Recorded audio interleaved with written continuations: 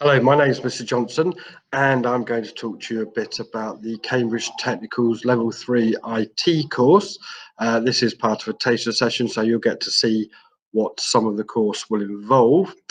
Before we begin, I should point out that this course is equivalent to a double A-level, 2 A-levels awards. So there are quite a lot of units to go through. So when you get to the slide and see all the work you've got to do, don't worry, it's the same as 2 A-levels, and you have the same amount of time as you would for 2 A-levels.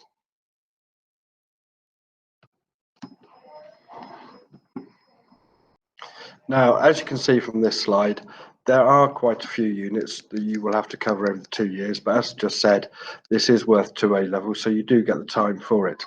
AJO is myself, Mr. Johnson.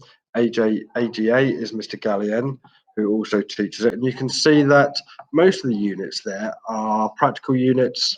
Only 3 of the units are written exams, and we do 2 of those in year 12, and we do 1 in year 13. So in year 12, I will cover fundamentals of IT. Now that's a unit all about every aspect of IT you can think of. So it covers all the other units as well. Smarter Planet, more about that shortly. Global information, again, that is about how we communicate using technology across the world. Mr. Gallien will teach you about hardware. It's a little bit more, I'll talk about that in a moment. And computer networks, and also IT technical support. So you're going to start to get knowledge of a whole wide range of different aspects of the IT computing industry. Then in year 13, I will teach you about systems analysis, looking at how you might start large-scale IT projects, the Internet of Everything, all about the Internet of the World Wide Web. You'll do an exam on cybersecurity, and with Mr. Gallien, you learn all about different kinds of software and do mobile technology.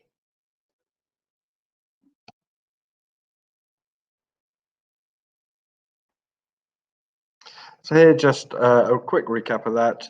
You're going to do 8 units of coursework over the 2 years. This will be assessed by myself and Mr. Gallien, and then somebody from the examination board just comes in to check over it that our marking's okay and everything's okay there. So you'll get your results very, very quickly after completing those units. 3 units are assessed by written exam.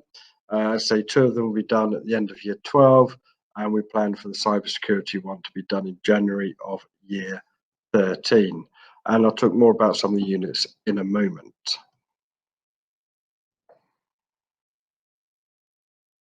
Now, I'm not going to go through every unit for you at the moment, but just give you a little bit of a taste, a bit of a flavour. One of the units I said you're going to cover is this thing called Smarter Planet. How can technology help our environment, help our working lives? We've seen a lot of change in climate. How can technology help us to try and reverse those climate changes, rising temperatures, rising sea waters, all the other effects that we are seeing and we'll probably see more of in the forthcoming years?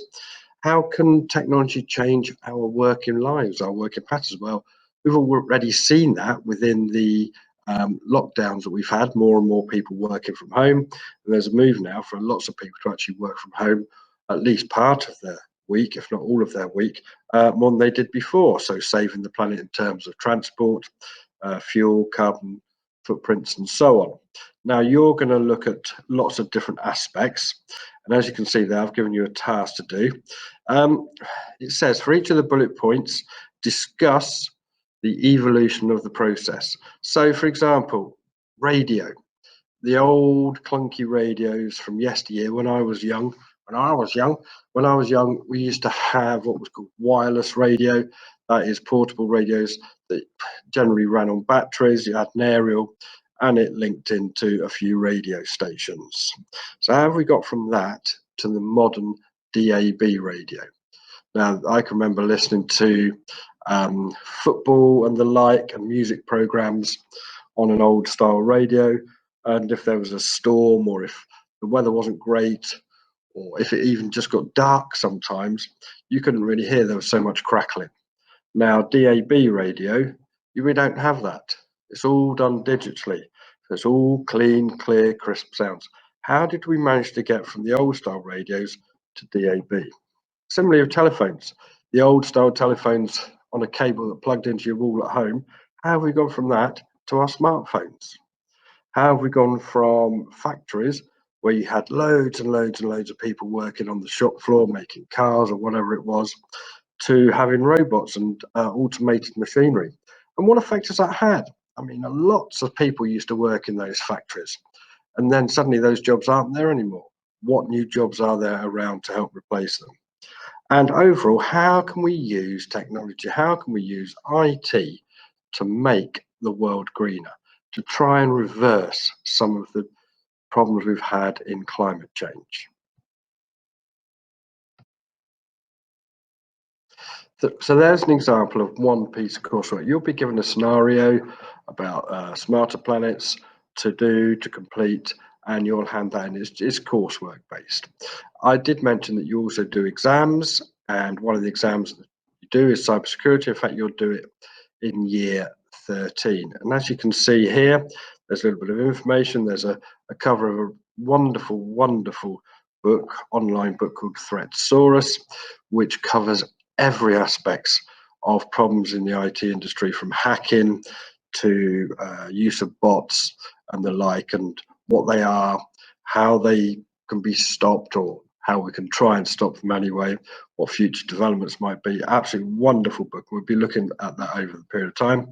There's also an image there that if you click on it, it will open up a short 4-minute video about cybersecurity. So it's worth having a look at that and a play of that when you've got a bit more time. Anyway, we're going to look at a few tasks in a second.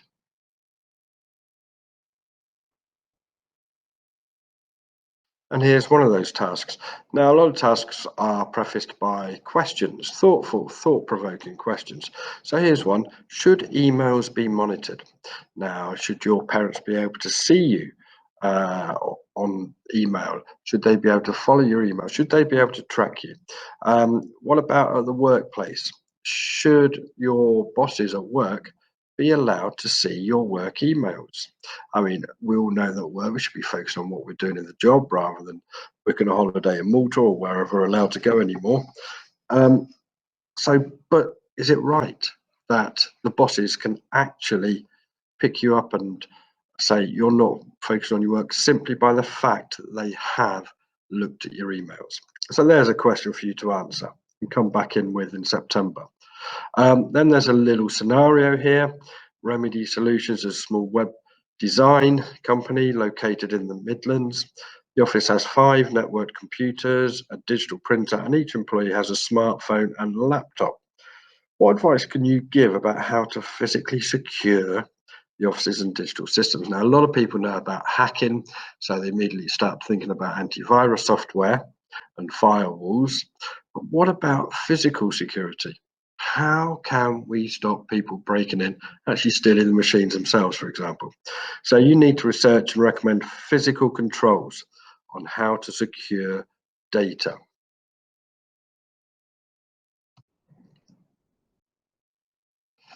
Another piece of coursework you're going to do is hardware. Mr. Gallion teaches you this. You learn all about all the different components, physical components of different computer systems, down to the point where you strip apart computers and you rebuild them. And you'll need to understand what each of those components does and put it back together again. And as you can see, there's a task there as well. You've been asked by the media department to find the best possible PC. You've got a budget of £5,000 and you've got to buy the best you can for that money and build it. So you need to go away and research on what you could get for that. Now, the first question, of course, you should be asking is, what do the media department want to do with it? What software do they want to go on it? How many people are going to be using it? So you've got to ask your questions first before rushing in and saying, right, okay, I'll get the best piece set of RAM, I'll get the best fan, whatever it happens to be. But there's a task for you to go away and think about, and again, come back with some kind of solution in September.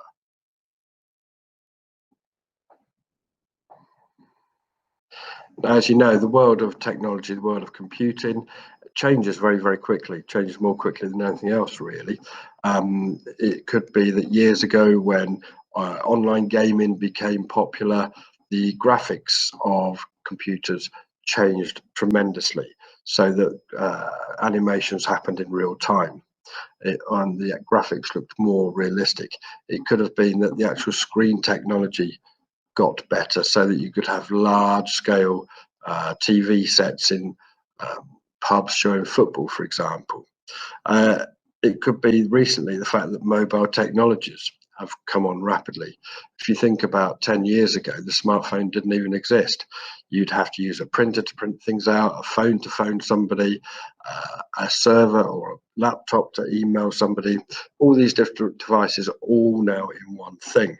So you're going to be looking at the evolution and the possible future evolution of mobile technologies. And in particular, is it worth it?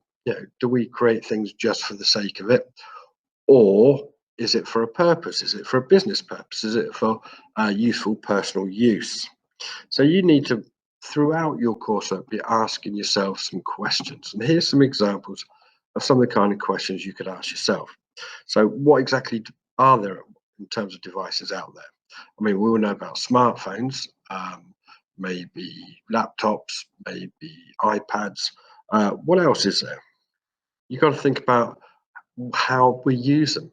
I mean, Bluetooth. What is Bluetooth? How does Bluetooth actually work?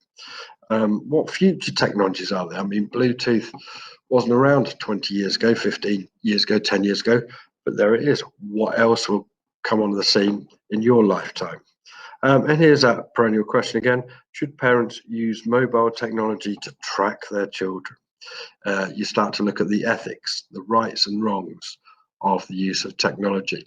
Now, there is no correct answer to that. You've got to learn how to give your opinion, but make sure that you justify your opinion. You explain why you think that is the case. Now, at the end of all this, you've got to think about what it is you want to do with your life. Do you want to use this course in your employment, in further study, just as fun, a hobby? Where can this actually lead you? I mean, the world of technology can open the doors to so many different worlds of workplace, such as you can see, the engineer and cybersecurity analyst, web designer, oh, and so on and so on and so on, even down to being a James Bond figure, a spy. So you got to think about this course. You're going to learn lots and lots of different elements, from hardware and software through to use of modern technology, cybersecurity, and so on. You may decide that you want to focus on a particular area or several of those areas, or just expand your knowledge on all of them even further. So throughout the course, we'll be looking at what opportunities there are for you in your future using computing. And so finally, welcome. It'd be great to see you on the course. A lot to learn, a lot of new things, interesting things to find out about. We obviously have a duty to make sure that you get to access to all that information, understand it, but you need to make sure that it's right for you as well. And I'm sure it is. And you'll need an interest in new technologies. Simply playing on your phone, as great as it is, isn't going to get you in full understanding. You want to know what goes on inside that phone. How did that phone get there in the first place? How does it actually communicate with somebody on the other side of the world instantaneously? Okay, remember, IT is part of everything we do. The world seems to be governed by IT now. We can't go anywhere without a computer in front of us, a phone in front of us, some kind of device at a railway station to get our tickets from, track and trace. Everything seems to involve the use of technology. So this is a chance for you to start to become part of the understanding and knowledge, and maybe the developers of the future, which would be absolutely brilliant. So we look forward to seeing you, and have a good summer. Come back refreshed, and let's have a good time in sixth form learning lots about computing.